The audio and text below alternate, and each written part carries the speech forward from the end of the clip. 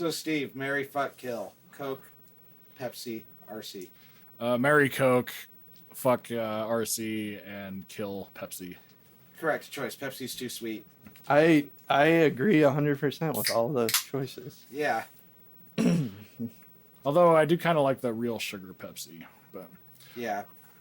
Well, if we're counting real sugar stuff, it'd be different. Because is there even a real sugar RC? not that I know of. Oh, is it all fake sugar? Or all corn syrup? Yeah, corn syrup. Well, yeah. I guess I like Mexican Coke better than regular Coke. Yeah. Mexican Coke is my favorite out of the colas. Yeah. Well, it's like because like I've been drinking Coke Zero for so long. I think Coke Zero, like even like Mexican Coke, it tastes weird to me. Like any Coke with sugar like any pop with sugar in it tastes weird to me. When they did the Mountain Dew throwback, I had to get used to it because it tasted different than the Mountain Dew on the shelf. Yeah. Or the high fructose corn syrup Mountain Dew. I don't drink soda that much anymore, so now it all just tastes really sweet to me. Like, it's like, this should be a dessert thing. This shouldn't go with, like, your meal. But, yeah. Yeah. Well, Coke, like, the Zeros are ones that I can handle. Yeah. Like, for some reason, Diet Cokes, like, diet shit, I can't drink that. No, aftertaste is weird. Tastes like battery acid. Yeah, I've tried to get into diet soda, and it just doesn't do it for me. My favorite... I would rather quit soda than... Yeah. My favorite sugary drink, though, is, like, the Southern sweet tea. Oh, yeah. Yeah, that's good shit. Yeah. But it's fucking sweet as like. Yeah. I used to drink soda constantly, but now my body hates me if I do that. So I do like tea.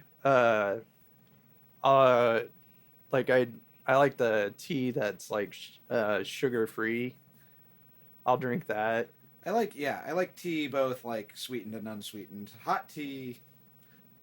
It depends on the kind of tea, but I do like hot tea. Just I do like little tea from the Chinese restaurant. Yeah, it's like a little, maybe a splash of milk if it's like a black tea, but like green tea, I like plain.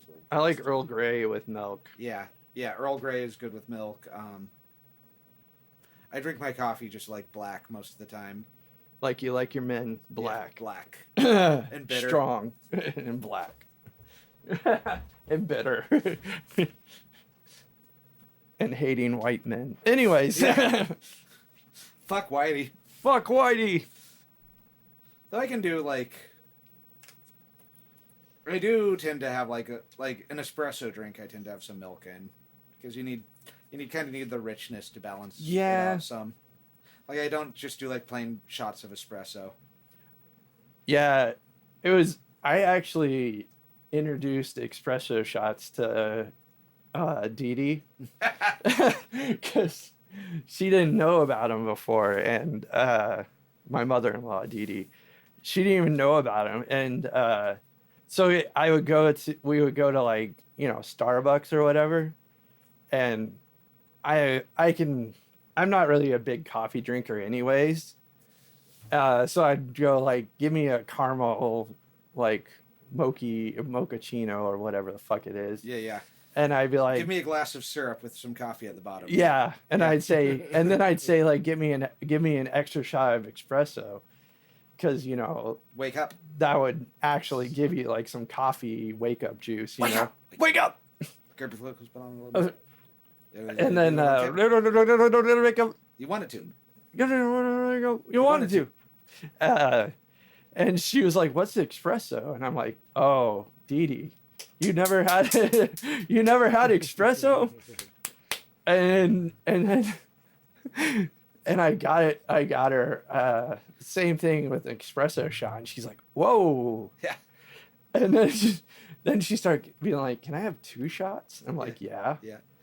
We can get you 2 shots. And then like Teresa started getting pissed at me because she's like, why does she want 2 shots? Why she don't need 2 shots. And then like, why is my mom bouncing off the walls and making noises like Johnny Depp from Fear and Loathing when he's on the adrenochrome? But it was,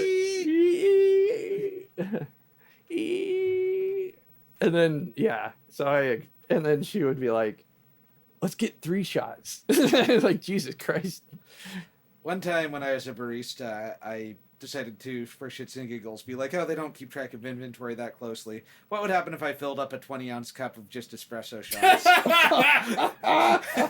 It was too bitter. It was like hard to drink. It was just too much, like, flavor-wise. But I did finish it and was bouncing off the walls. And didn't sleep for 5 days. No, yeah. Like, well, that's my free drink for the day. I'm done. Yeah.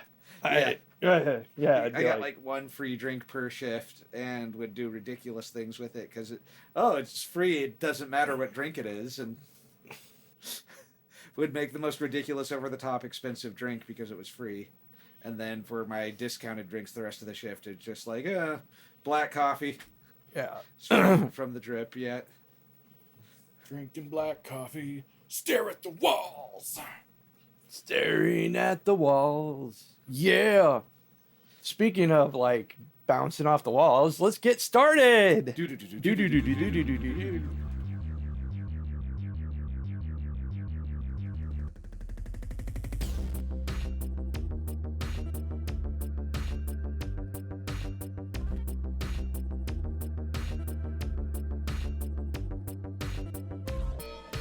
Hello and welcome to Side 1, Side B. I'm Dave. I'm Steve. And I'm 1 inch Sean. Too much coffee has shrunk your dick. Yep. And steroids. And steroids. So, too much testosterone. Steve, what's your favorite? Steve, what's your favorite? What's your favorite thing to huff?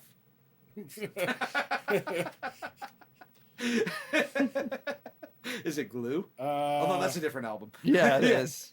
I was gonna say that's not on this album. I guess gasoline. Yeah. If I had to pick. Now I wanna sniff some glue. If we ever do play a 420 show, I want to be like, this is a song about drugs, and then now I want to sniff some glue just as a sharp left turn. Yeah. Now I just want to have something to do. Steven. So yeah. What do you know about the Ramones? The Ramones are a classic punk band that I was first exposed to back in the I want to say early 2000s, maybe like 1999, when me and a buddy booted up our Windows ME computer. So I guess that was like 2000. We booted up our ME computer and we downloaded a bunch of songs on Kazaa. Oh no! So you got a virus? Oh, we definitely got a virus. But one of the songs in there was "Beat on the Brat," to which we made like one of those Windows Movie Maker like home video things that we set to, I forget what we set it to. It might have actually been footage of us fucking around Fremont, but nice. So that was the first time I heard the Ramones. Later on, when I started getting more into like thrash metal and stuff, I think I bought the album that we're about to listen to on CD, and it's probably in my basement somewhere. Great. Rocket to Russia. We are doing one that all of us are pretty familiar with. Yeah. Yeah. It's So I debated briefly, because this is my album that I'm bringing, and I debated briefly between this one and their first album, self-titled, Ramones, and I brought Rocket to Russia because one, it's my favorite. Yeah, it's the best one, and 2, it's probably one of my favorite punk albums of all time. I don't know if that's like a controversial thing in the punk and Ramones aficionados, that they like, oh, Rocket to Russia is all so fucking, Rocket to Russia is all overplayed. It's the last one with their classic lineup and the one where they're the most locked in. Yeah, I feel like there's something magical about Rocket to Russia, like the first album is great and it did something great and wonderful. The second album, Leaving Home, is that what? Leave Home, yeah. Yeah, Leave Home was okay. It was kind of a bridge, but it led to Rocket to Russia. One thing that I think is interesting, though, is like the first two records have a handful of kind of like horror punk type songs. You know, like you could see them like becoming like a Misfits type band at some point. They completely leave that behind with this one. Yeah, this one is almost like feel good California, because I mean it like has like, you know, beach type things, but then it has like Teenage Lobotomy, and then like We're a Happy Family, which yeah, but it doesn't have. But it doesn't have like Down to the Basement like from the first album, or Chainsaw also from the first album, or like Kill That Girl, or You Should Never Have Opened That Door from the second album. Yeah, but I just think it's like every song leads into the next song so well, and it just the album flows so much better than the first two albums. Yeah, and at this point, Joey and Johnny still got along, so they were talking to each other. Yeah, and they were still collaborating. Yeah, you know, they were still writing good songs. Not that the next album, which is Road to Ruin. That has some classics on it. That had classics and actually like kind of, I think, broke them out a bit because they had kind of a bigger hit with what was their big hit? I Want to Be Sedated. I Want to Be Sedated, but I think this album is better than Road to Ruin. Oh yeah, I don't think that's controversial. Yeah. So, Steve, do you want to do the honors of looking at it? I also have if you pull it out of the sleeve, I have an insert. There's an insert in there. So the picture, I mean, this is an iconic cover, so I think pretty much anybody that clicks on this has probably already seen it, but it's a picture of the band standing in front of a brick building, not unlike, say, the Clash album. And then it's got the name of the band and the title of the album in hot pink. Which is kind of funny. So this one's in black and white. The first album was in black and white, but then the second album was in color. Yeah. But on the inside insert for the second album, they have a really nice like black and white photo. I'm like, I bet you that was supposed to be the original cover, but they're like, oh, we can't do another cover in black and white. Like the cover of Leaving Home is like terrible. It just looks really bad.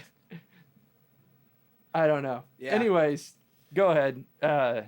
So you flip it around, and it's the Earth from orbit, and it's a guy riding a rocket, and he looks like a pinhead. There's a which Confederate is not on flag this down in the south of the United States, along with like some pretty stereotypical images, like up in Canada, there's a Eskimo and a sled dog, and then in Spain it's a castle. In the Romanian area, it's Dracula. The African character is a little racist, I'll say. Yeah. And the Indian character. This is like all of Sean's accents on a cover. Yeah. I want to suck your blood. Oh, Fidel is looking at the Confederate flag like, what the fuck is that doing there? Yeah. Didn't they lose? Let's see. You pull out the insert, and there are a lot of little like hand-drawn images for each song. So like Cretin Hop looks like a gym dance, a very absurdist gym dance. Rockaway Beach some rabbits on the beach. Beach bunnies. Yeah, beach bunnies. Here today, gone tomorrow. A guy watching TV in a cemetery while drinking beer. Locket Love is the band in a locket. I Don't Care, which is almost certainly better than the Megadeth song I Don't Care. Is a guy thinking about the world blowing up. Sheena is a punk rocker. Looks like gender bender George of the Jungle. We're a Happy Family is a bunch of creepy looking family members with big smiles. Teenage Lobotomy is pretty much what you're expecting, a guy lobotomizing somebody and pulling his brain out with a butcher knife. Do You Want to Dance is two people dancing. I Want to Be Well is a guy in a straitjacket. I Can Give You Anything is a really angry looking short man wearing a barrel. Ramona is a female Ramon. Surfing Bird is an eagle surfing, and then the last one, Why Is It Always This Way? It looks like a depressed person in a jar. So the cool thing, the reason I think this album works so well too, because if you look at like the recording and production of it, most of the songs were recorded in like one take. So it's almost like a live recording. That's like cool. in the studio. I don't think there's enough of that anymore. Yeah, because their Sire Records, their record label, gave them like $25,000 and $35,000 to record this album. And like the studio, I guess, was like $150 per hour. Yeah. So they were like, "Well, we got to do it fast, guys." Yeah. I do want to say it's like the first Sabbath record. They had to get it done in like 3 days. My main sources for this is I've read Please Kill Me multiple times, which is a book about the early history of the punk scene, as well as From the Velvets to the Voidoids, another one like that, as well as Dee Dee Ramone's autobiography. And I will say the guy who is imagining the world blowing up and for the picture for I Don't Care looks like Lou Reed. I think it's supposed to be Lou Reed. Speaking of Lou Reed, one time when I was really getting into like rare recordings of bands and stuff, like I found a bootleg of Metallica during the Saint Anger era. They covered like a bunch of Ramone songs, like a ton of Ramone songs in the fucking Saint Anger sound. So not so nice. Yeah.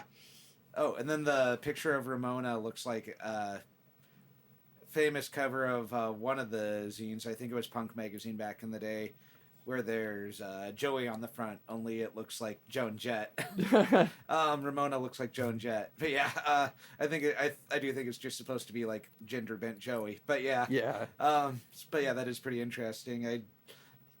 Pictures are pretty good. Yeah. Yeah. I think it's funny to see the band in a locket when they all hate each other. Yeah, they didn't hate each other yet. Not a sign of things to come. Yeah. The inside drawings were done by John Holstrom.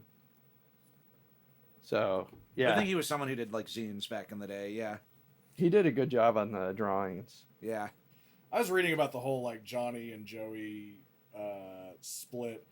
I think it's weird how they hated each other, but they were still like, oh, he's my singer, he's my guitarist. Like, they still had that relationship. They're the only ones who lasted through the whole run of the band. Because Dee Dee quit in, like, the early 90s. Yeah.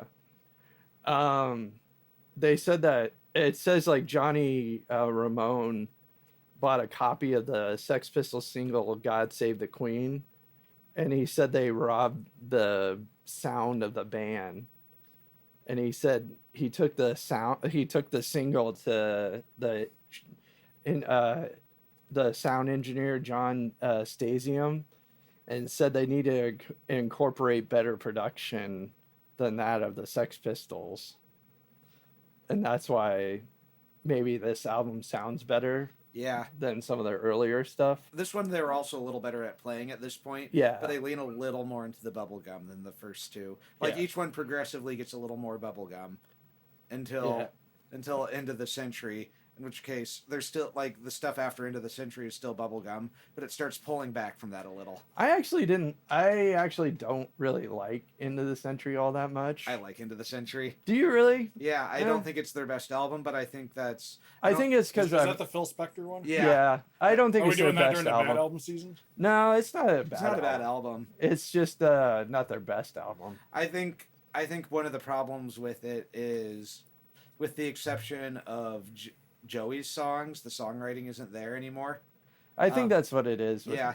Because I think like the best non-Joey song is Chinese Rocks, which is basically a cover of themselves because the Heartbreakers did it even though Dee Dee wrote the song because Tommy didn't want to do a drug song beyond like a funny song about sniffing glue, but Tommy wasn't in the band anymore. But yeah, like Joey's like kind of sweet tender ballads, like Danny says, are some of the band's best songwriting. But we're not talking about Into the Century. Yeah. Yeah, we're talking about Rocket to Russia. So they expected this album to spawn like hit songs, but it didn't do as well. But it entered the charts at 49 at the Billboard 200. But it's not top 40. Yeah. They always had aspirations to be like big like rock stars who like had hits on pop radio. Yeah. And they never quite got it. They got close a few times, but yeah, they always ended up underground. Like the desire to be underground and stay underground wasn't a huge part of punk until like the 80s. The funny thing is they would always have like huge shows too. Mm-hmm. Well, I remember watching Henry Rollins talk about going to a Ramones concert, and they were clearly like packing as many people into it as they could and ignoring all capacity limits. Yeah. Yeah. Actually, my second favorite album is Ramones Alive, which is their live album that I think was released after this one. It was. I think it was the one I think it was like the... In between this one and Road to Ruin. Yeah, because Tommy's still the drummer. Yeah, I think it was like their New Year's Eve show in '77 that they played with, like one of the last shows they did with Tommy, I think. And you can see how fucking packed that place is, and but it just has like a fucking energy that is like unmatched. It's crazy how good that album is. And I do like how like little they talk between songs, like, Joey will be like, beat on the brat, and then Dee 1, 2, 3, 4, and then they just launch into it. Or sometimes there'll be like a little bit of a riff, like Joey will make a comment about like bad chicken vindaloo that made him sick, and be like, unlike this chicken vindaloo I just ate, I want to be well. 1, 2, 3, 4. Yeah. This one's a tearjerker. Yeah. So there's I don't remember who this was, but he said he was interviewing Marky Ramone. Yeah. And he asked Marky Ramone, why does Dee Dee always count in 1, 2, 3, 4? And the answer was, well, that was because Dee Dee was real good with numbers. Yeah. so we always had him count in 1, 2, 3, 4 because he was real good with numbers, I do like their kind of ironic dumb guy thing, because they weren't as dumb as they like to portray themselves. Yeah. But yeah.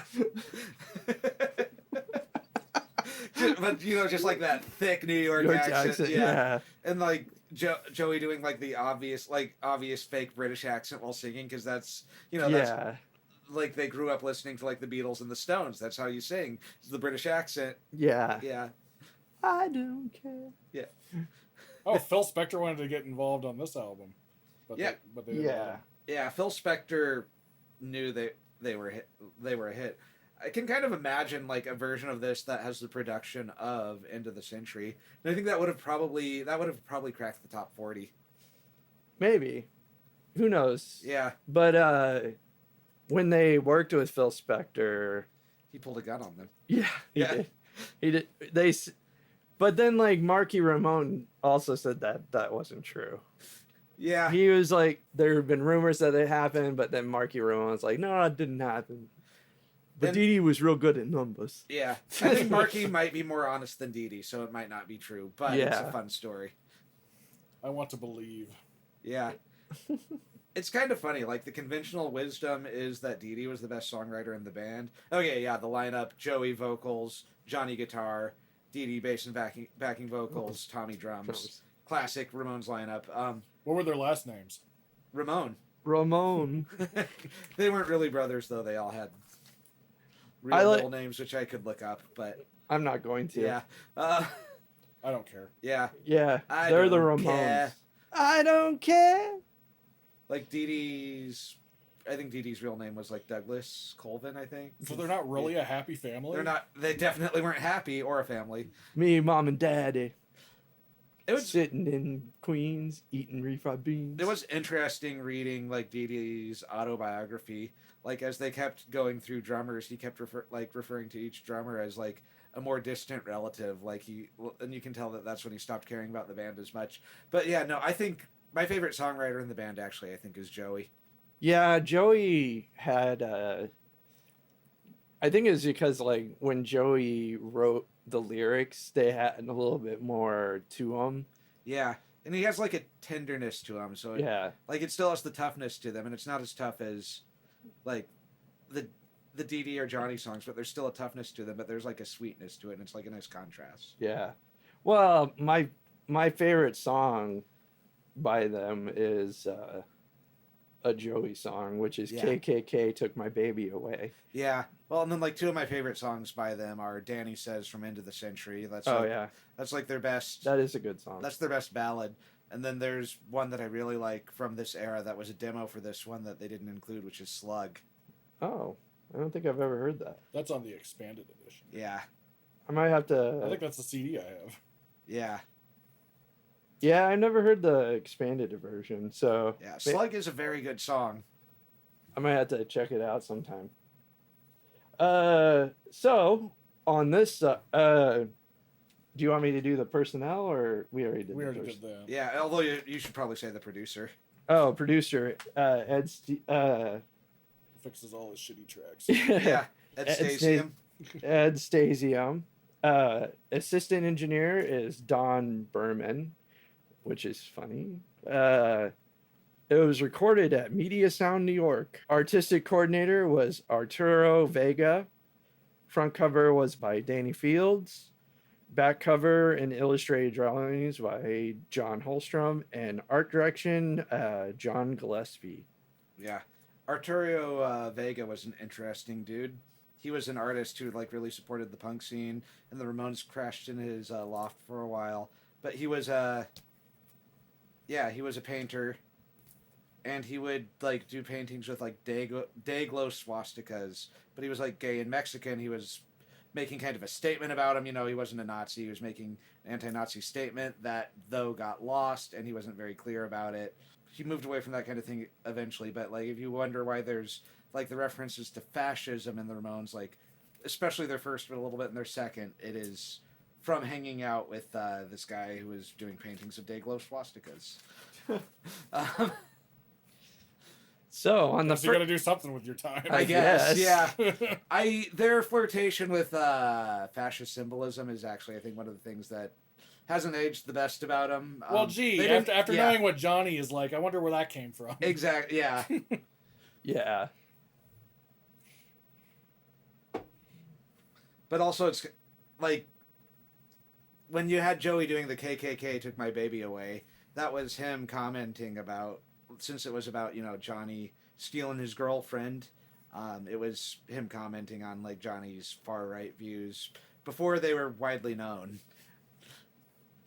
Yeah, him praising George W. Bush was pretty fucking lame. Yeah. Actually, I saw in a Marky Ramone said that it was actually about when Joey was in a mental institution, and he knew this girl that like was released, and she was a black girl, and he said that she was released, and he's like, where did she go? And so then he wrote KKK Took My Baby Away about her.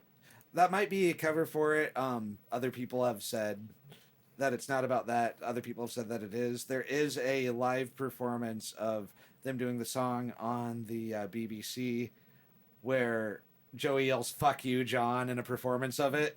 So they beep out the "fuck you," but you can see, you can tell that he's saying "fuck" because you can see his mouth. But it's like, "Oh, you, John." So yeah. Marky also might like kind of sugarcoat some of the past too. I think Marky has an interest in making sure that the band doesn't look as dysfunctional as they do to some degree too. But he also could be telling the truth, or they didn't cue him into everything. It's true. Yeah. I think he spent most of his time with Dee Dee anyways, from what I understand. Yeah. You can find an interview, Marky was fired from the band for a while, then came back in the early 90s about the time Dee Dee left. But you can see an interview, I think, on Howard Stern of the new band lineup, which is, the 1980 lineup, only there's this 19-year-old kid on bass now with CJ. Yeah.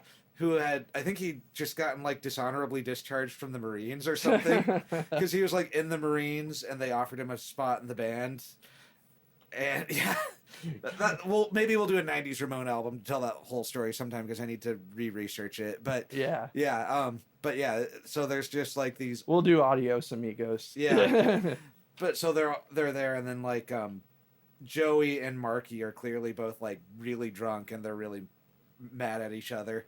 And Johnny's just not talking to anyone. He's just sitting in the corner glowering. And then there's just this 19-year-old kid isn't this cool? I'm in my favorite band now. Yeah.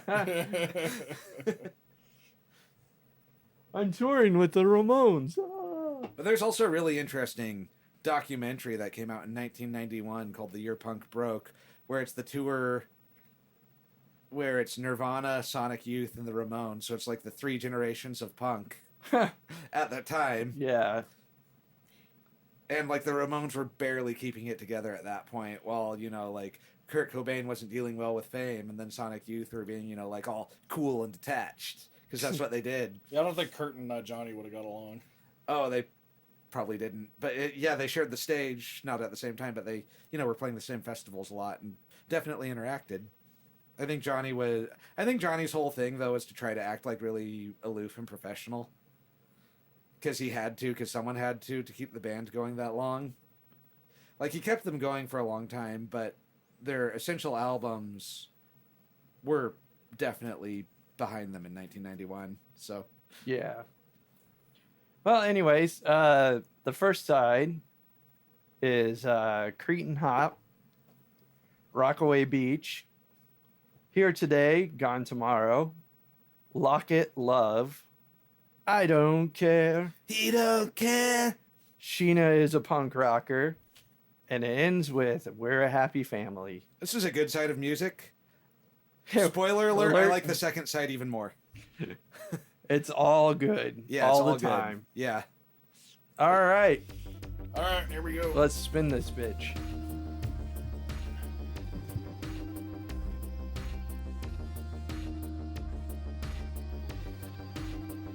And we're back. Gotta be honest, they did not sound like a very happy family. No. Sounded pretty dysfunctional. Yeah. We're dysfunctional, we're dysfunctional, we're dysfunctional. Me, Joey, and Dee Dee. I mean, they're saying right there that they're a happy family. I don't Yeah. know why there would be any indication for you guys to doubt that. Yeah, there's no irony in any of these songs. No, he didn't deliver that with venom or anything. Yeah. I love that song. It's a good one. That's a highlight. Yeah. Yeah. As a whole, this is a strong side of music. This was, them leaning a little bit more into the bubblegum side of what their sound already was, as, which is present in the first two, but, even more so in this one. Yeah. The songwriting is tighter. At this point, they were no longer fighting about what song to play next on stage. You can find video evidence of that, at CBGBs of them fighting, I want to play, I don't want to go down to the basement. No, I want to play now, I want to sniff some glue, and just fighting on stage for several minutes before going into the next song. It's really funny. Look it up. Yeah, it is funny. I've seen that. Yeah. At this point, they were getting professional. They were making a honest go at making hits, breaking out of Well, they'd already broken out of like the New York CBGB scene. At this point they'd toured the United States and England, and like one anecdote you always get from all the English punk bands is all of them except the Sex Pistols started playing faster once the Ramones came through. Well, like listening to this, it's like you can hear the end of the previous era and the start of the next era, because this contains a lot of what I would consider to be like the stereotypical punk sound. But one thing I did notice is a number of these songs did feature some of the sounds that from like the punk bands that you showed me that came before these guys. Yeah. Yeah.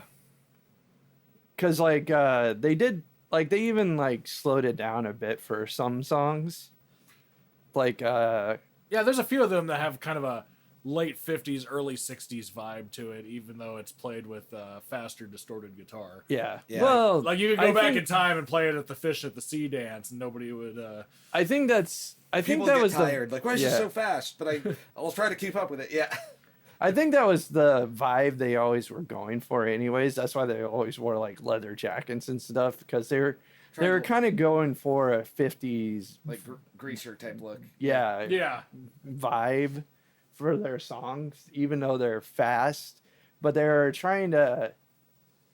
like, because they were a punk, they were going like anti-establishment. So like you had those albums that were like overproduced and like all these synthesizers and stuff, and they're like, we're taking it back to the rock and roll roots where it's like guitar, drums, and bass. Like that's all it is. But it was more stripped down than a lot of those, because a lot of those songs, like, well, you hear it in Into the Century when they actually could bring that in, but a lot of those songs had like harpsichord and string sections and French horn and like like Stand By Me or something like that, but that was still like a little bit of Motown, like I'm thinking like Chuck Berry or like Bo Diddley kind of thing, like the real roots, like or Little Richard. Well, Rockaway Beach could be played by a 60s band, no problem. Yeah. Oh yeah. So and so I think that when they're doing that, it's cool in like an interesting way, and I love it. Yeah. So. I do like how like fast it goes through the songs. I haven't even drinking like half of my beer. Yeah. I mean, the longest song was Sheena is a Punk Rocker, and it was 2 minutes and 49 seconds. Yeah. I was just picturing you, Dave, living with your old Dream Theater roommate, and him like hearing these songs secondhand and being like, "We're like not even a guitar solo. Like 2 minutes. That's not even a song." Yeah. There's one guitar solo on this whole side, I think. Yeah. And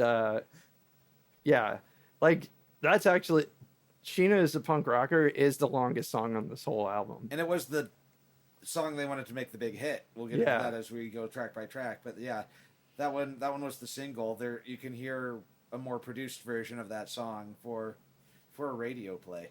Yeah. So let's go hit by hit, because they're all winners. No killer, no filler. There's no song on this side that I don't like. Yeah. Actually, I want to say one more thing. Yeah, go ahead. So when I picked this up, I want to say late teens, early 20s, and I was very much into my thrash metal phase. So my first reaction upon hearing this album is, huh? What the fuck is that? Yeah. Like, fucking, that's kind of wimpy, isn't it? This doesn't sound anything like thrash metal, because I knew that thrash metal guys like this stuff. Oh. Yeah. I have since evolved. Yeah. I think every thrash metal guy would be mad if they knew that some of their fans thought this sounded wimpy too. Yeah. Well, if I told that to somebody back in the 80s, they would have been like, "What the fuck are you talking about, idiot?" I was a teenager. Yeah. I think my first reaction to hearing the Ramones was like, I just heard the first Ramones album, and I was just like, this is amazing. So then I think I just got Rocket to Russia after that, and I'm like, this is even better. Yeah. So I think I was expecting something more along the lines of Black Flag. Like I wasn't expecting it to be as clean and Full of vocal harmonies. Yeah. Yeah, and tight songwriting and tight playing, and I think just at the time it wasn't quite what I was expecting.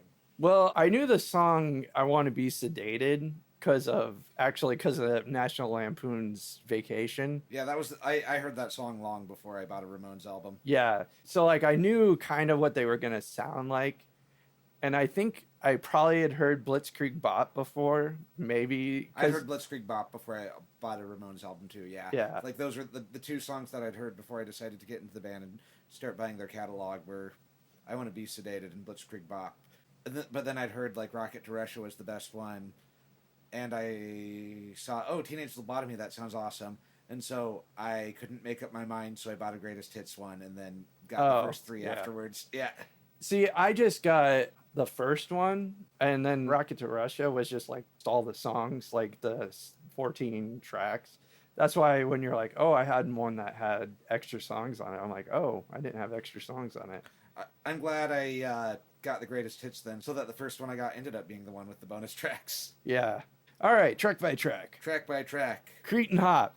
I love this song. I used to cover this song. I remember. I like it's a great opener. Like it's one of the it's not the fastest song on the side, but it's in the top 50% for fast songs on the side.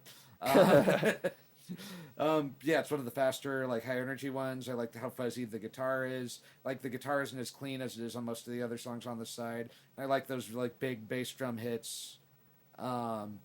This one has the bubblegum pop in it and like some good dynamics.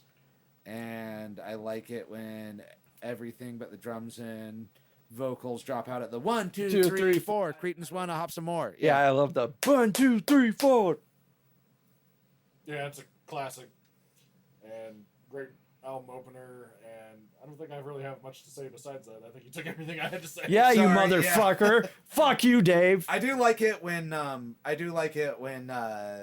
Joey and Dee Dee do like the co-vocals with all the other instruments except the drums out. I think that has like a good energy to it. I think Steve should talk about the next one. Sounds good. I will hold off on Rockaway Beach until both of you have said everything you want. Go ahead, Steve. Rockaway Beach had kind of that like late 50s, early 60s vibe during the verses, although I think it's during the other sections it was a bit more, for lack of a better word, modern sounding. Modern for its time. Yeah.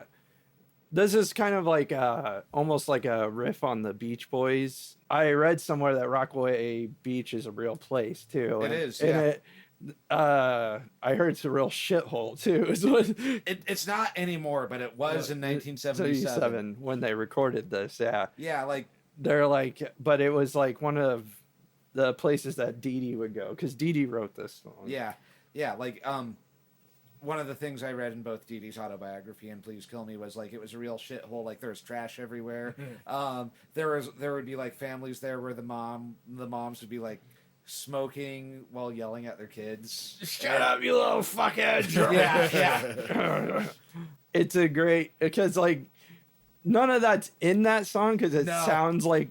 It sounds like it makes it sound like a stereotypical fun beach party. Yeah, it sounds like an ideal like place to go and like surf and stuff, but it be a perfect song for Marty to make out with his mom to. Yeah. So there's like some irony in it. They're romanticizing a shithole, and like everyone who they knew from New York knew that's what they were doing, but people all over the country didn't. Yeah. And so like I think probably they had a perverse joy in like people coming to New York and going to Rockaway Beach and seeing it for what it really was. Oh.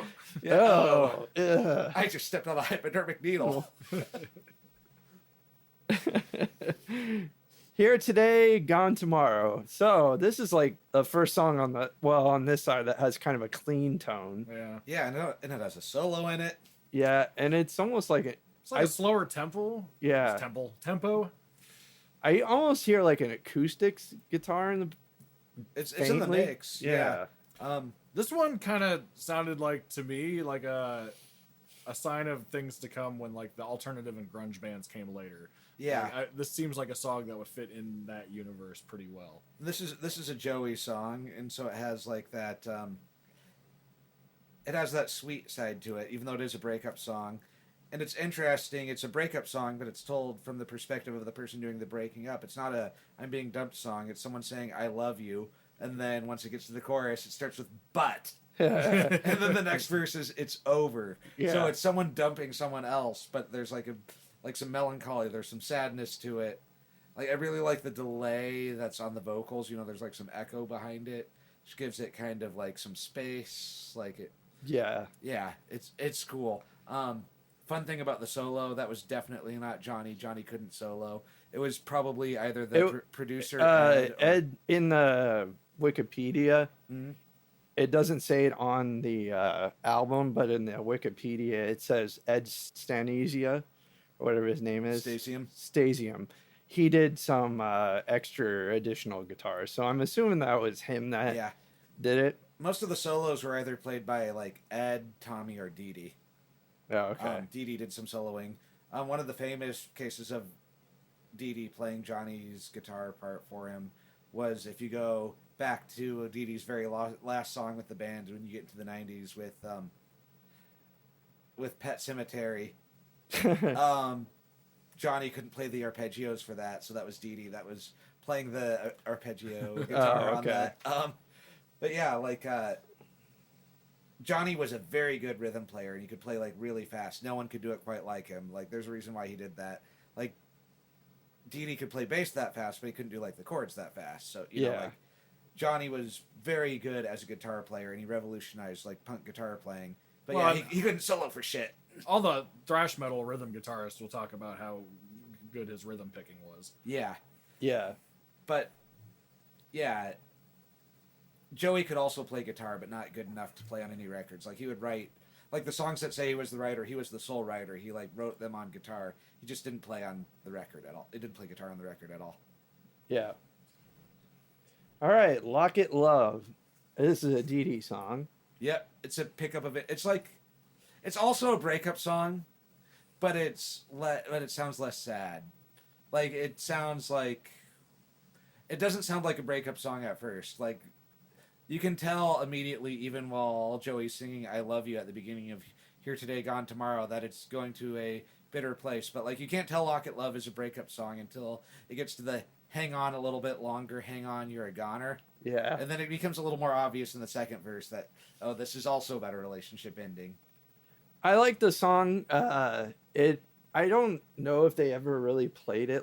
I've never heard a live version of "Lock It Love." No. But it's kind of a fun, jaunty, like breakup song. It is a little poppier. Yeah. This is one of the poppier songs on the side, like even more than, like, because there's like the bitterness of "Here Today, Gone Tomorrow." Like it's a pop song and it's like a breakup song, but it's not as poppy as this one. Yeah. Yeah. It's a really good change in tempo after the last song. Like it picks back up again here. Yeah. And then I Don't Care. He don't care. Which is such a funny song. It's like the shortest one on the side. I think it's funny after like 2 breakup songs, it's suddenly I don't care about this girl. Yeah. Yeah. It's like, okay, I've gone through enough breakups. I don't care anymore. Yeah. This is my favorite on the side, honestly. It's really nihilistic. Yeah. Okay. I think it's not my favorite on the side. I'm not sure if I think I kind of go between Cretin Hop or We're a Happy Family, because I just love how nihilistic We're a Happy Family is. But well, anyway, this is my favorite. Like this is a Joey song, and this is my favorite of like his vocal deliveries too. Like I think he really sells it. Yeah. Well, I love Dee Dee's backing vocals where he's like, "He don't care." I think it's absolutely funny that Dee Dee was originally planned to be the lead vocalist, and Joey was just supposed to be the drummer. Oh yeah. Yeah. In the original days of the band, like Dee Dee was supposed to be the lead vocalist, and he couldn't sing and play at the same time. Yeah. And so they realized that Joey was a better singer, but also couldn't sing and play at the same time. And so Tommy was their manager, and so he sat in on the drums, and magic was made. Kind Which, of like Soundgarden. Chris Cornell was originally their drummer. which is kind of funny. If you watch live footage of like Tommy playing drums, Yeah. and like he looks like he's effortless. He's like, Yeah.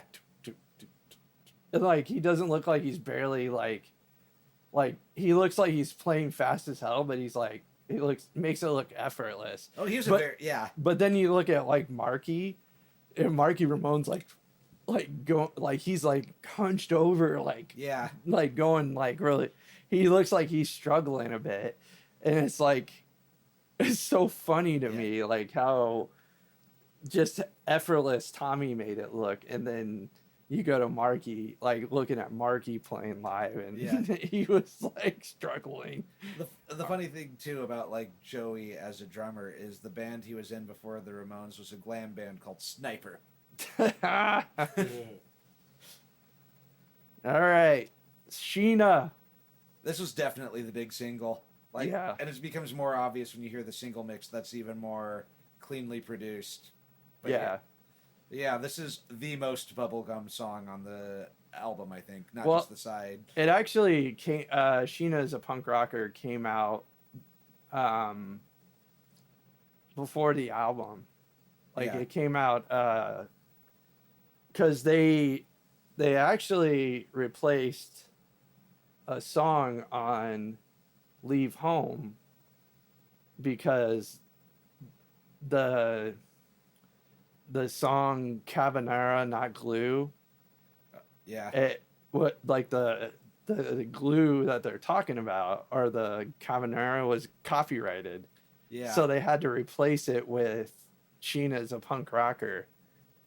So like some of the second pressings of that, the second album, have Sheena as a Punk Rocker on it instead of that song. Well, then you get some pressings that have like a throwaway song they wrote called Babysitter. Yeah. So they have different pressings of the second album with that. But like the newer ones, the re-releases all have the original lineup. They cleared the copyright. And the funny song about Carbona Not Glue is they were doing it as a riff because there were concerned parents that were mad about now I want to sniff some glue because it would give brain damage. And so they were like, what's an even worse thing to huff? It's Carbona. Yeah. So and they thought that was going to be like a hit for them too. Yeah. Which is also funny too because they weren't really huffing at this phase in their life anymore. They were doing real drugs. Yeah. Like it was all a joke. It was, but so Sheena is a Punk Rocker was actually on the second album too, which would have annoyed me a bit. Like it's so much more cleanly produced than that second album too, so it just sounded wrong. Yeah. Anyways, but the song is great. I love the song. I can tell why they chose it as because it's one of the songs that gets stuck in your head. Yeah, there's like those big drum hits, which are a hint that they want to work with Phil Spector because those sound like those big wall of sound drum hits too. Yeah. I like how the fade out. They fade out the vocals just a little bit less, so you can really hear Joey's voice. It is a song he wrote too. Yeah. But Phil Spector thought Joey had Phil Spector wanted Joey to ditch the band and go solo, and you can hear like his strength as a singer a lot on this album. So like that's probably what Phil was listening to. But yeah. I think it's funny that there's a song on the second album called Susie is a Headbanger, so it's like, does she hang out with Sheena? Yeah. Well, it's like they always, like, their first... Judy is a punk. Yeah. Susie is a headbanger, and Sheena's a punk rocker. Yeah. So, like, their first three albums, they all have a woman's name is a punk of some kind, you know? Like, whether it's, Judy is a punk, Sheena's a headbanger, or Sheena's a punk rocker. It's, They always said, like, those three girls hung out together or some shit like that. Yeah. I forgot what it was. Well, and then, like, four, because, like, Judy is a punk was about Jackie and Judy. Oh, yeah. Jackie is a punk, Judy is a runt. That's my favorite. Honestly, I think Jackie is a punk is my favorite of the... Judy is a punk? Judy is a punk. of the three. They get it. They put it in the different order of the song itself, so Yeah, it's easy to confuse them if you start to sing it. But yeah, like that's my because favorite. they're like Jackie is a punk, Judy is a runt. Both went down to Princeton, joined the Ice Yeah. Yeah, that's that one's my favorite of those three. Now I don't know why. But they're all good. Part of it is like Judy is a Punk has that little organ solo in it. But yeah. Yeah, but that's not on this album. But she was a punk rocker. It was like it's a good choice. It's a good choice for a single. Yeah. It's It's a good one for the ladies. It is, yeah. Yeah. You're making them. She just couldn't stay. She had to break away. We're a happy family. My second favorite on the side. It's good. I like the bitterness to it. I like the irony. Yeah. Sitting in Queens. It's probably my favorite on this side, and I like the irony of it, and I like that it hasn't really. Well, I don't like it, but I did note that things haven't changed a whole lot. These lyrics still make sense. Yeah. Yeah. Gulping down Thorazine. Yeah. And like that picture with it too makes it good too. Like not that you need to see the picture to enjoy the song. Like since I first listened to this album on CD, I never saw the picture. Oh yeah. When during my formative listens through it. But yeah, it's good. I like the fade out into the collage of samples. Yeah. And I like how it has like the weird discordant tape sounds to it. Well, like the last time they did that kind of thing was on the previous album with Pinhead, where it's more positive and affirming. This time it's just like mean and bitter and like, where's my safety pins? Which is like the you don't understand, Dad type of thing, because it's like safety pins were a part of like the punk fashion sense, still are, always will be, and so this was definitely you don't get me, Dad type of song. Yeah. I was about to make a joke. This is about Lindsey Graham because of the Daddy likes men part, but he didn't have a family, so No. he didn't have a happy family. No. And he didn't live in Queens. Yeah. He was just a Disney adult. I do wonder if he actually was gay, because like people say he was closeted, but I think his sexual preference was bombing brown people. Yeah. Oh, I'm sure he got an erection every time a war started. Yeah. Ace wouldn't surprise me. Yeah. All right. Next side. Teenage Lobotomy. Do you want to dance? Cover. I want to be well. I can't give you anything. Ramona. Surfing Bird. Cover. And why is it always this way? This is, I said earlier, this is my favorite side. We'll get into it more, but yeah, like such a great side of music followed by an even stronger side. It's great. Yeah. Like I said, this is, spoiler alert, my favorite punk album. So, all right, let's get this thing flipped. Why is Flexo always this way? And we're back. That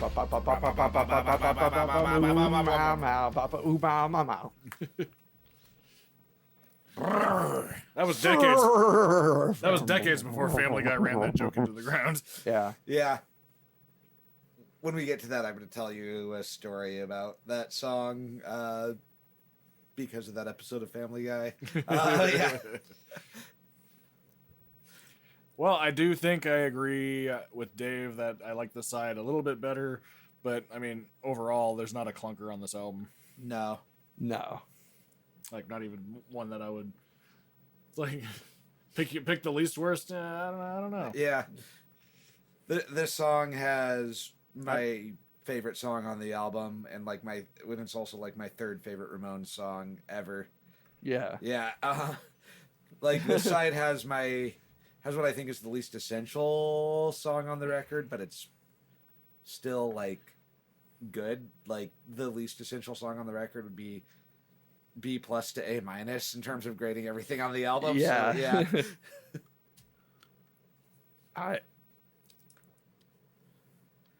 yeah. I can guess which one it is, but let me see. We'll see as we go. Yeah. Yeah.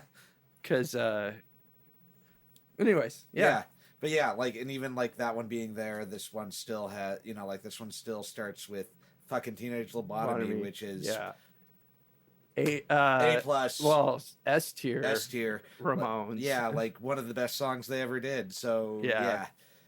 It's a real headbanger. Yeah. But yeah, this is a really strong side of music. It's a little less like clean and bubblegum than the first side. I think the first side they're going more for the radio friendly approach, and this one's leaning a little more into what their first two albums sounded like. Yeah. But they're like tighter songwriters and musicians since their first two albums from their like relentless touring schedule.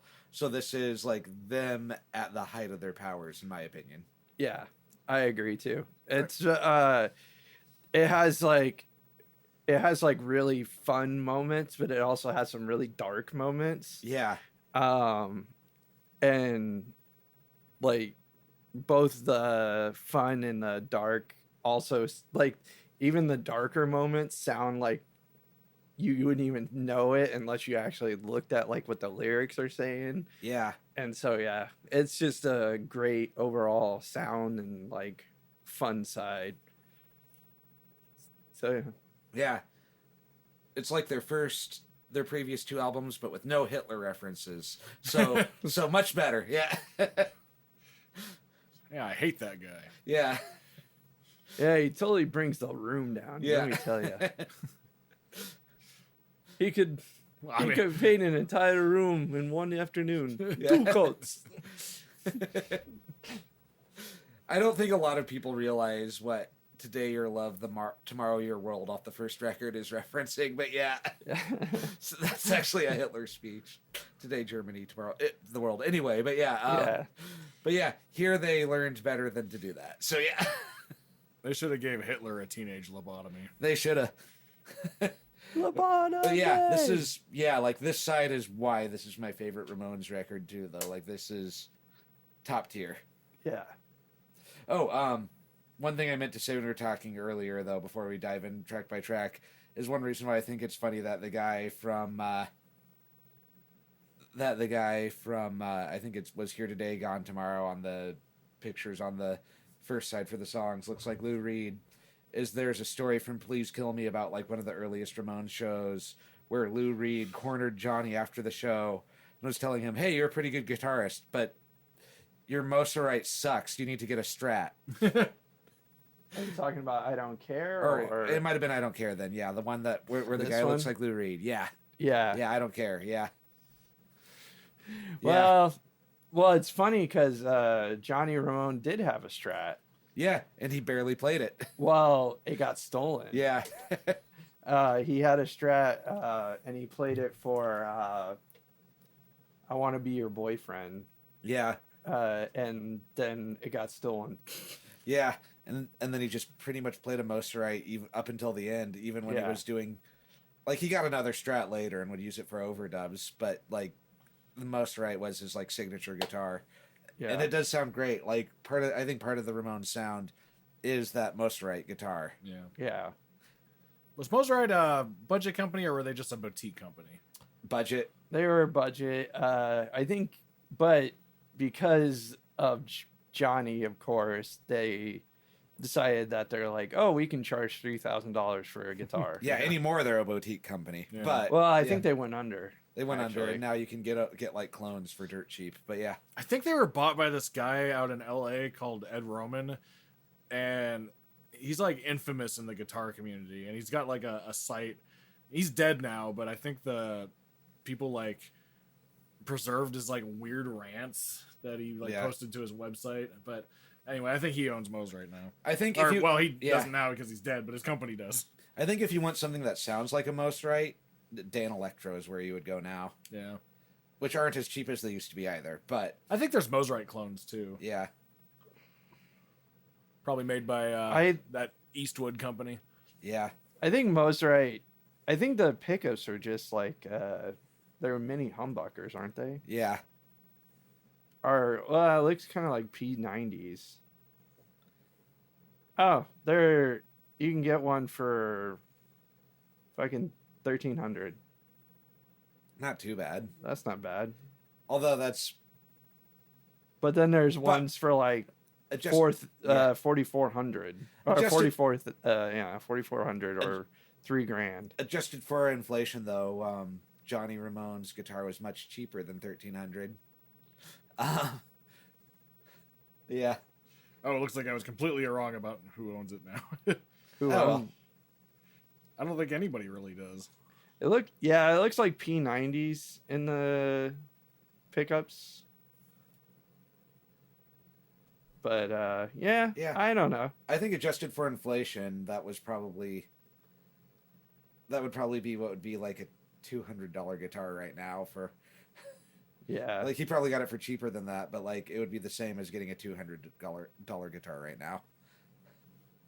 Like the kind of thing you get from a pawn shop. Yeah. Not like a good one you get from a pawn shop, but like by grabbing whatever type of thing. Yeah. I can't imagine that they sound like.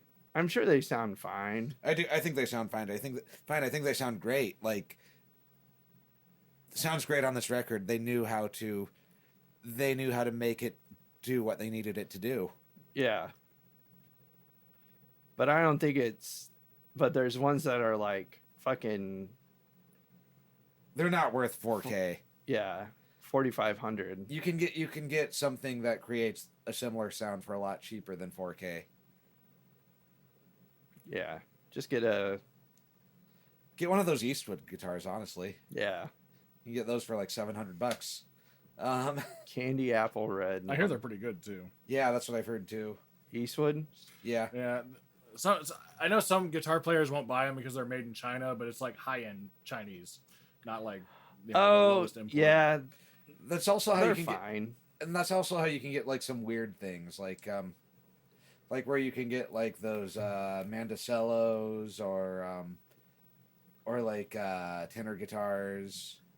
Like they're like Warren Ellis, not the comic writer, but the guitar player for the multi-instrumentalist for Nick Cave and the Bad Seeds has an Eastwood Mustang clone that is a tenor for when a song needs a tenor guitar. So like Nick Cave's live show is like will prominently feature either like a fiddle or a tenor guitar from this multi-instrumentalist. But yeah. Because it sits in a different spot in the mix. Yeah. Yeah.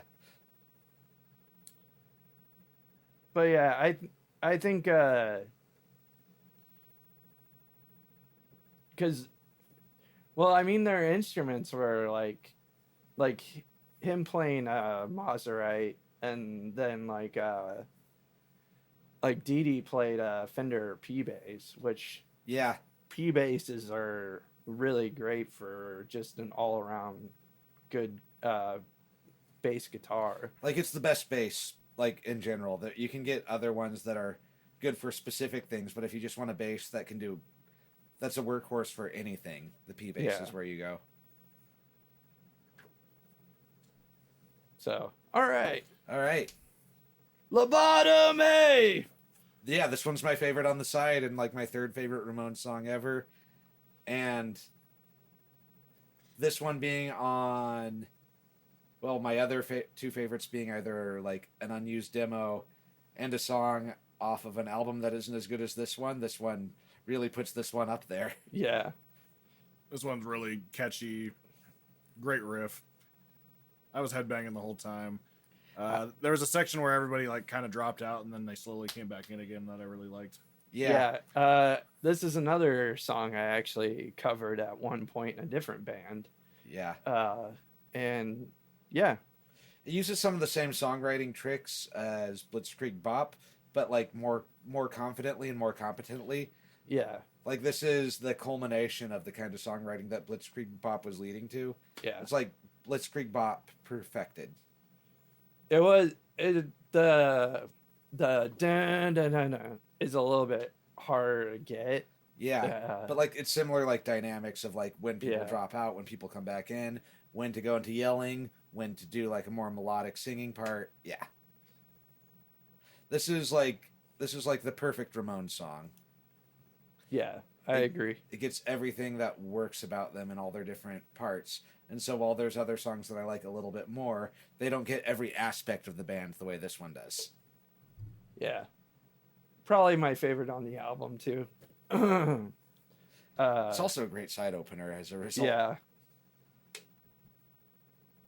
And then it's, like you said, just classic song in general. Yeah.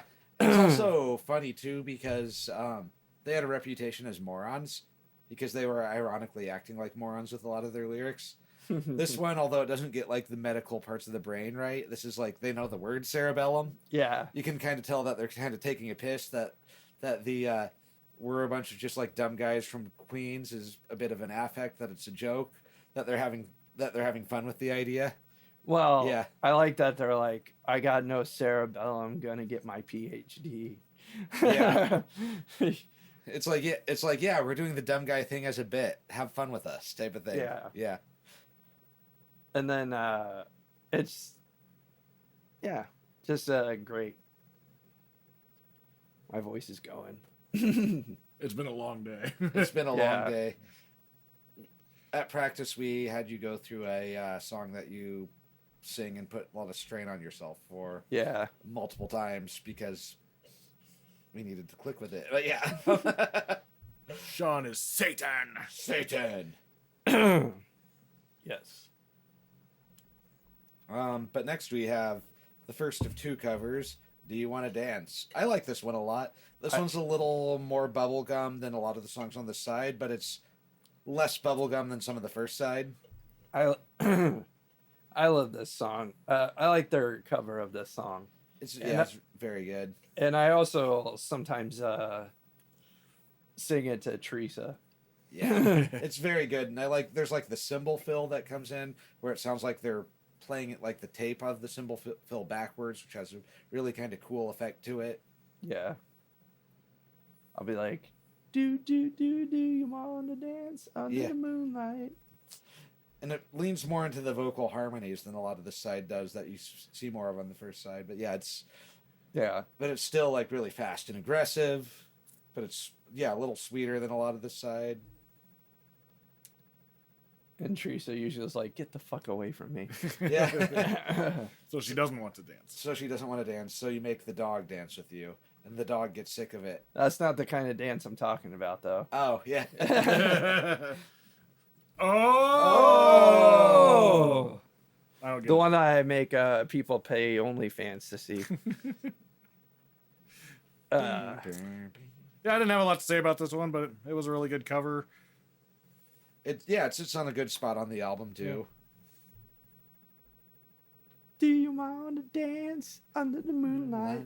But I want to be well. I Want to Be Well. All right, Dave. This is one of my favorite songs on the record, too. I don't know where it ranks. It's hard to rank them at this point with how many great songs there are. But this one's great. It's a philosophical song. Wellness in this is not like a thing about physical health, but it's like a mental and spiritual sense of fulfillment. That's the sense I got from it. Yeah. It's God is broke. Drugs aren't doing anything for it. We have to fend for ourselves. But our future is bleak. We can't do anything about it. Drugs and God won't save us. We are unfulfilled. Life is meaningless. I love this song too. I love seeing him like play it live too, because they have a live version of it. Yeah. And he's like, "I wanna be well." I like the lyric "God is broke" too because He says "Daddy's broke." Oh, Daddy's broke. But he says "Holy smoke." Yeah. He says "Daddy's broke." I always heard it as "God is broke," which would have been more interesting because it's like God doesn't have anything to give to us. Sean ruined it for you. Ah, damn it! Oh well. Daddy's broke. Okay, yeah, it is. Shit. Holy smoke. You've been singing it wrong for Future's 30 bleak. years. I have, yeah. Ain't it neat? Yeah. I fucked Dave up. There's been a number of songs where I'm like, oh, I like my lyric better. Yeah, God is broke would have been so good, but yeah, oh well, yeah. Hey, we'll write. He should have talked Yeah. to you first. Yeah, Yeah, we'll write a We'll write a lyric that says God is broke. Yeah.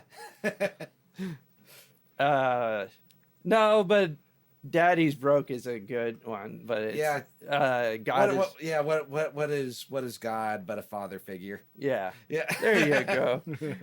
There, way to turn it around, Dave. I love your optimism. Yeah. But yeah, like it's like not having resources, but like not having like anything going for you, and you want to be well. Yeah. And like the picture of the guy in the straitjacket leans towards it's not about physical wellness, but mental wellness. Mental wellness. Yeah.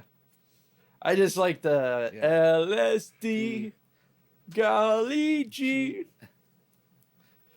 Every time I'll sing this one to when I sing this one to Teresa, because that's what I do is I sing songs to Teresa, and she's like, "Stop doing that to me." Why did I marry you? Yeah. Yeah. But I also like the callback to like teenage lobotomy DDT did a job on me, and then like here I want my DDT, but it's not doing anything. Yeah. DDT. This is when you develop a tolerance for DDT. Yeah. This one and the next one had very relatable lyrics. Yeah. And they're kind of spiritual siblings. Yeah. And like again, it's like a Joey song and then a DD song.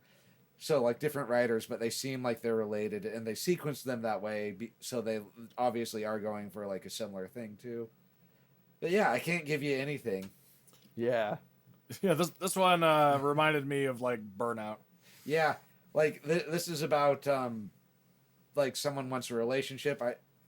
You think I'm really cute, but like not like he can't do anything for her. He's like useless. Which I think is like a good idea. Like a 9 to 5 is unattainable. Can't hold a job. Can't care for himself, so he can't care for anyone else because he's not well. Yeah. Yeah. I think the picture's hilarious because he's wearing he's not even wearing clothes. He's like wearing a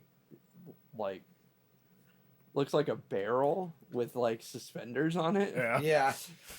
Like the classic broke guy cartoon. Yeah. Yeah. Well, that's kind of what I picture anytime I see like an angry boomer on the internet. Yeah. I can't give you anything. Yeah. I can't do the boomer voice today. Angry. Yeah. I can't do the angry comment guy today. What do you mean you didn't like Ace Frehley? Yeah. Ace Frehley's of God. Yeah, like I want to be well is about the future being bleak. This one I just outright says future's bleak. Yeah, future's bleak. Or we're in the future now, bitch. I can't give you anything. Yeah, it's over. We can't do anything. Yeah. Like you think I'm cute. Like cute is like a very surface assessment of why you'd want to be in a relationship with someone. And so like that's like the only ground he's willing to give her for that kind of thing is like, you think I'm cute? Well, I'm useless. Yeah. Yeah. Great song. Yeah, great 2 songs back to back. Yeah. Another reason why this is my favorite side. Ramona. Sweet song. Never heard a live version of this one either. No. Like I've looked through like live footage of them, like looked at their live albums, looked for like bootlegs. This one, nothing. This one I think is the least essential song on the record. I think this one feels a little too long, even though it's only like 2.5 minutes. I think I think it was just, I don't know. It's kind of like, It's fine. It's fine. Like B plus A minus. Yeah. Yeah. I've heard worse songs. Yeah. I've written worse songs. I really do think that, like, I really thought when I originally was listening to it without reading the lyrics, I did think he says, I think I'll try to bone her. Most people I've talked to think that. Yeah, so, but he myself, says, yeah. I'll try to phone her. Yeah. So it's a little more innocent than it sounds. Yeah. Maybe he wanted it to sound like bone, but one of the plausible deniability of phone. But yeah. Yeah. But it's a good song. Yeah. And Was that slang for doing it back then? no, that's just phone her up and Yeah. asking her to come over. Yeah. This one's like the most innocent song on the record, really. Little Ramona. It doesn't even have like the irony of Rockaway Beach being like a shithole that it's romanticizing. Yeah. Yeah. Well, It's about a spy. Yeah. I wonder if that's why in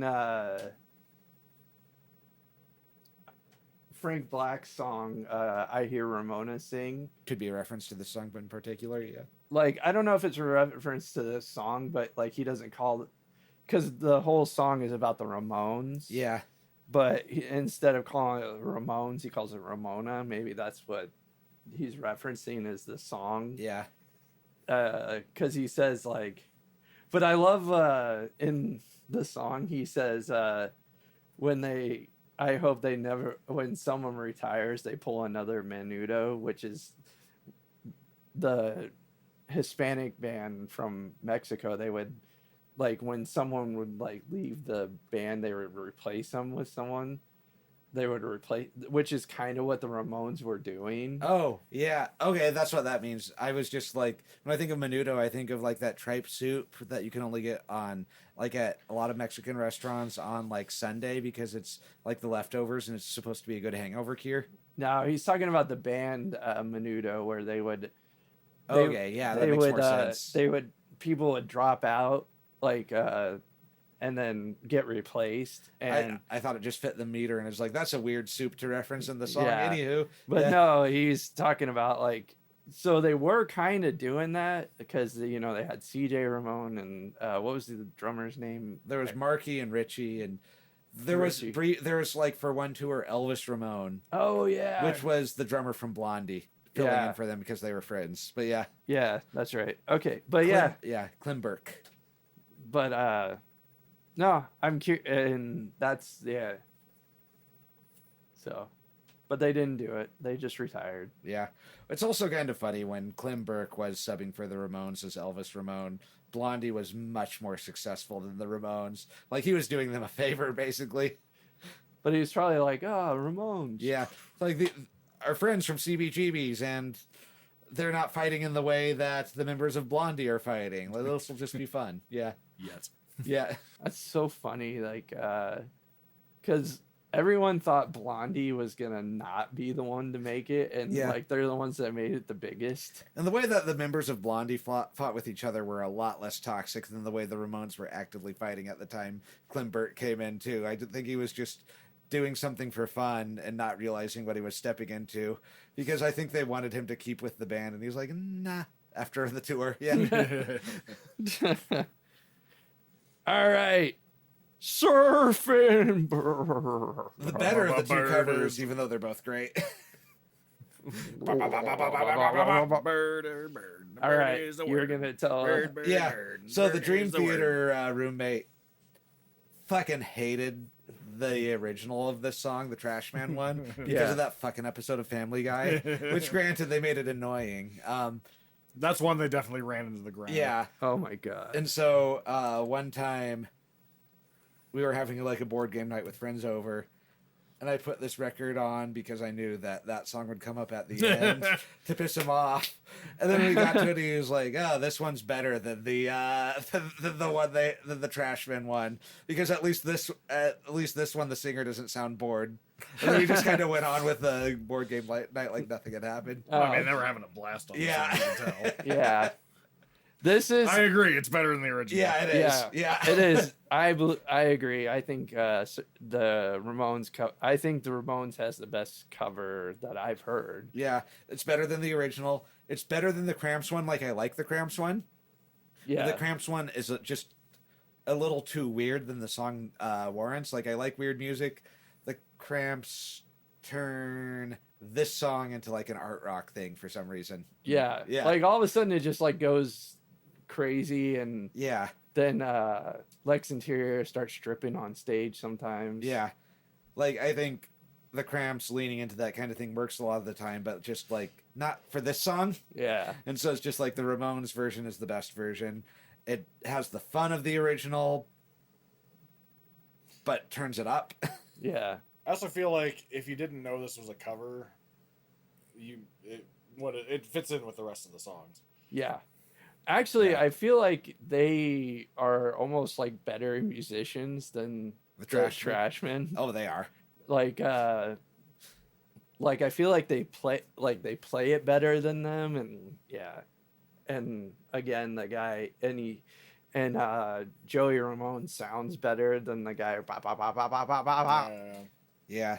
Well, he has more like emotion and range. Yeah. Like he can hit notes better, and he has more of an expressive voice. Yeah. Yeah. Great cover. I also like how it has like the kind of buzzsaw guitar on it too, which like Johnny's buzzsaw playing is another thing that makes it better than the original. Like the guitar rings out more. Well, I think the original, like, because of the time it was recorded, was just it was clean guitar. Yeah. Probably, or like a guitar that was just they just cranked up the amp. Yeah, like the distortion by turning it up too loud. Yeah. Yeah. Yeah. But yeah, like the first, like the original is more important than it's good. This one's actually good. Yeah. Yeah. Because it is kind of like one of the first like punk songs. It got like the original Trashman one was kind of like what got some of like the guitar tone from punk down, because that's how you got that like fuzzy scuzzy sound. Yeah. Yeah. Well, Rumble is also by Link Ray, which is the better of the two songs. Yeah. Yeah. But yeah. That that got that tone, and also the Kinks too, All Day and All the Night. And You Really Got Me. Yeah. You Really Got Me. Which Dave Davies got that sound by slashing the cone of his amp. Yeah, with a razor blade. Yeah. Who needs a pedal when you have a razor blade? Yeah. And you don't want to do anything else with that amp. Yeah. Yeah. All right, and then closing out, we have Why Is It Always This Way? This is the best closing track from like this era of the Ramones. Like I think like a lot of their stuff, they had a hard time knowing how to close out an album. Just because you have to like give it a sense of finality, but also kind of keep up that level of energy. This one hits that the best out of I think all of them. I'm trying to think of what the other ones were. Today Your Love, Tomorrow the World. Oh, and yeah. A Long Way Back to Germany. Yeah, this is definitely the best closer. This one's the darkest song lyrically Yes. out of anything on this record. Like, holy shit. Maybe out of most songs that they wrote. This is darker than... Yeah. This is like...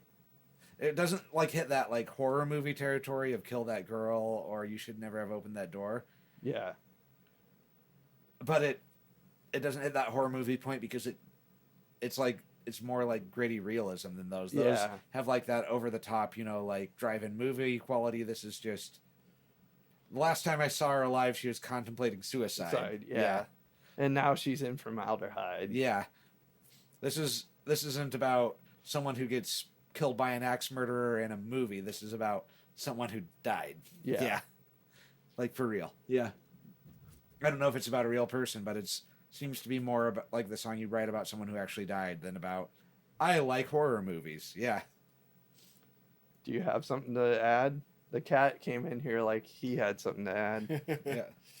That was a good closer. Had a lot of energy and was pretty upbeat despite the subject matter. Yeah.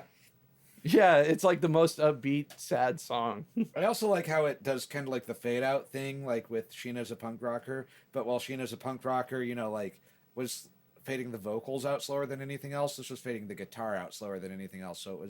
So the big single was, kind of closing on the vocals. This one was kind of closing on the guitar. Yeah. Yeah, this is... Yeah, again, this is like a great closer. This is like, again, probably one of my favorite punk albums ever. Yeah. I'd recommend this album for anyone who likes any kind of punk. Do you like hardcore? There's stuff you'll like on this. Do you like pop punk? This is a pop punk record. This is one of the better pop punk records, like all around, in my opinion. And it is going for radio play, and it's going for like a cleaner sound. So it does fit within the realm of what pop punk is going for. Like, it is trying to be a pop record that appeals to general audiences. It's doing a good job at it. It seems really groundbreaking because you hear sounds from the preceding generation, and then you see all the little branches breaking off for all the different punk subgenres that come after these guys. Yeah. Yeah. And you can hear like the really tight playing that they had at the time, and the amazing thing is like a lot of these were like first takes. They were still like had a ton of energy. Yeah, and that's like the tightness of. This is a later generation, but hey, that's the tightness of like the Minutemen and like the more technical like parts of hardcore like that. Yeah. But it has like the pop hooks and the sense of like melody and harmony as like the Buzzcocks. Oh yeah. Well, I can see why guys like James Hetfield from Metallica would quote him as an influence because they're both like really tight rhythm guitar players. Yeah. Yeah, I'd recommend it for anyone who wants to hear simple songwriting really well executed too. Yeah, I recommend it for anybody that doesn't need a fucking lobotomy. Yeah. I'd also recommend... If you like fucking music, you need to fucking listen to this album. What the fuck is wrong with you? I'd also recommend it for people who have had a lobotomy because it's simple enough that you can still follow it. I recommend it for all sentient beings. Yeah. I don't know, guys. I mean, there's no guitar solos, and a song's not really a song if it's under 5 minutes. You shut your fucking mouth. Hey, it has one guitar solo on the first side on a slow song. You fucking boomer, shut your fucking mouth. Listen to the fucking album. Yeah, this is a classic for a reason. Check it out.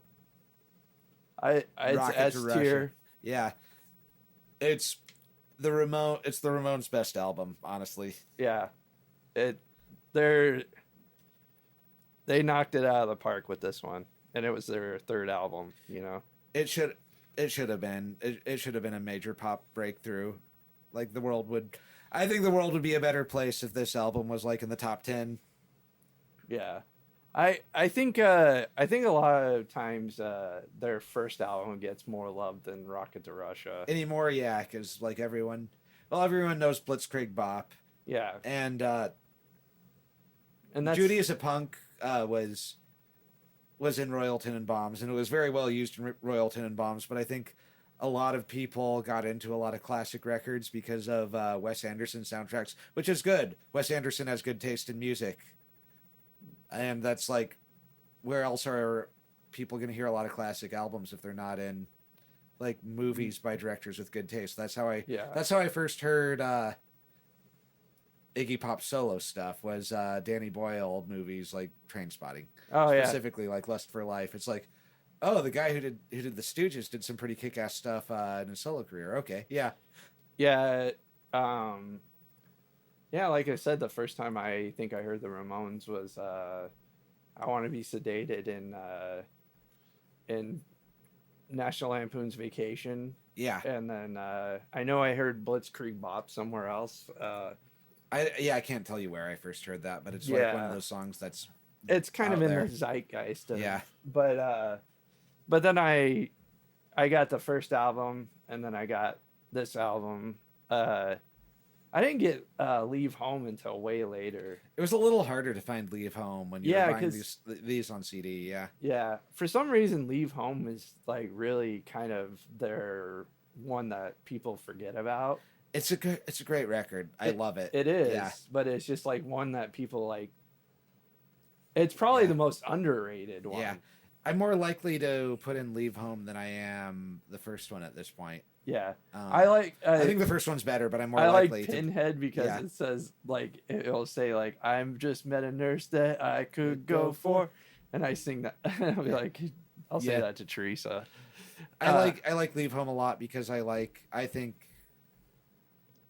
it has their best Halloween songs with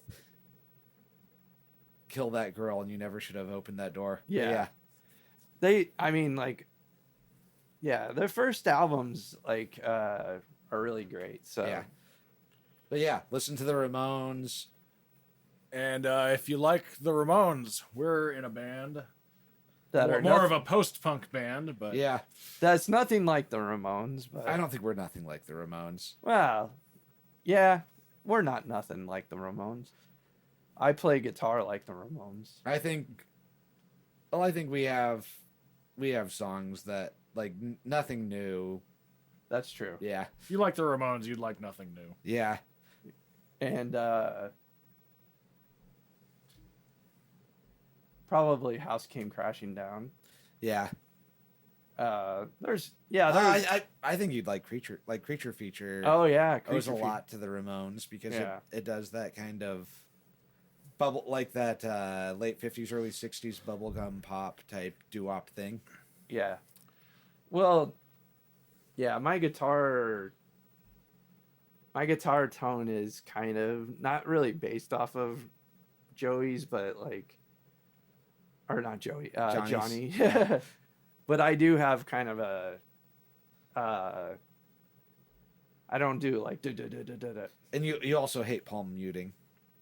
Like you hate playing palm mute. He was doing palm muting today. Yeah. Yeah. He doesn't really palm mute like I mean, Johnny, not a lot like- on this album, but he does Yeah. throughout their whole career. Yeah. like when he does like I Want to Be Sedated, he didn't do just downsstrokes for the palm mute. He does like do like he palm mutes and like does alternate picking palm mutes a lot Yeah. of times. So it's kind of weird.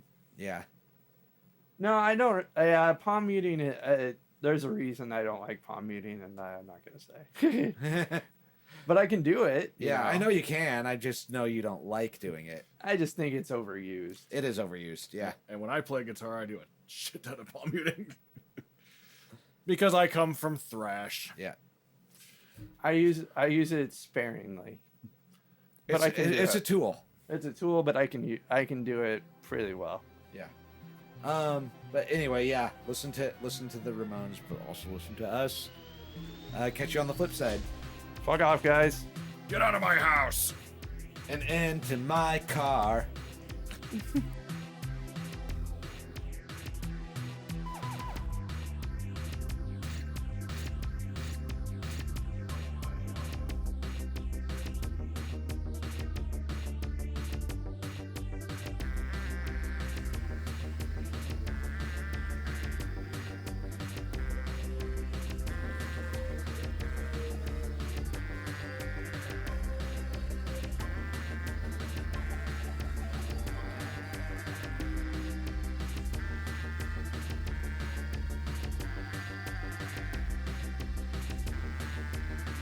Side 1, Side B is a Floof Goof Studios production.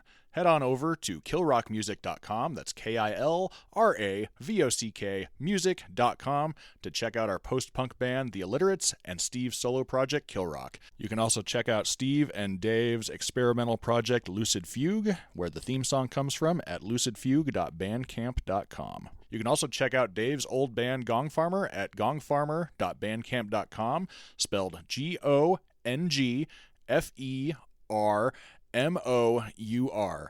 You can find each of us on various social media platforms. Check out the description for more information. Thanks! Lick my love pump. This music really makes me hate the centralized bank. Sunday morning. All hail to Sean. All hell to Sean. Don't forget to subscribe to the official Doctor Who YouTube channel. Doctor Who. Hey, the TARDIS. What the hell was that? What the hell was that? What the fuck was that? Puska do is German, yeah. Not really. Oh, no, they're from Minnesota.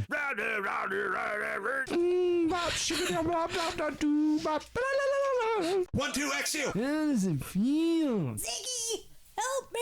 This ain't your papa's Black Sabbath. We ain't dinosaurs now. Somebody once told me the world is gonna roll me. I ain't the sharpest tool in the shed. You knew right away. Got hit by the lights. Yeah. Rev up like a douche. Where the fuck is the beefy bag? Sir, you're just a lieutenant. Shut up. Goddamn wolf penis blue, yeah. Satan! Satan! Burn! Do do do do do do do do do do. Yeah, yeah, yeah, yeah, yeah, yeah, yeah, yeah, yeah, yeah. Sitting on a park bench. Oh my God, Don't mean a thing if it ain't got that swing. baby. You don't want to talk about my penis? I'm married, sir. I love Supreme, Preme, Preme, Preme, Preme, Preme. I love Supreme. How about we Preme, kill Preme, Preme. Steve? Gourmand the son the want to be. Stop flirting with disaster, you fucking idiot! Spy in the cab. We got the spy in the cab. 1, 2, Two, 3, three, 4. Cretans wanna hop some more.